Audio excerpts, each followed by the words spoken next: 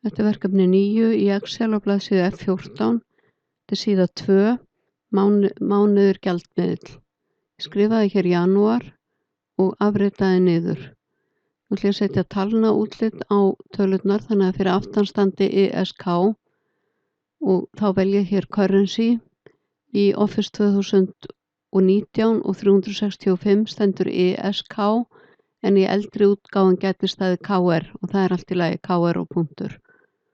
Og ég ætla að reikna út tölurnar hér, hækkunina, og segi sama sem 550 pluss 550 sinnum hækkunin.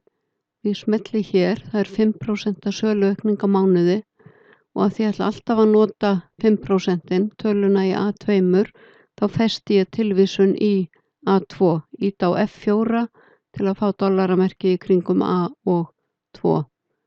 Og ég get afritað niður út til hægri og þá fæ ég út hækkunina. Síðan ætla ég að víxla línum á dálkum og setja þetta svæði í blokk A3 til D6. Ég smelli á copy og ég fer hér, ég get ekki verið á sama stað, ég þarf að breyta hólf og vel transpose. Og hér ætla ég að taka feitletur af og vinstri stilla og hér ætla ég að feitletra og hægri stilla.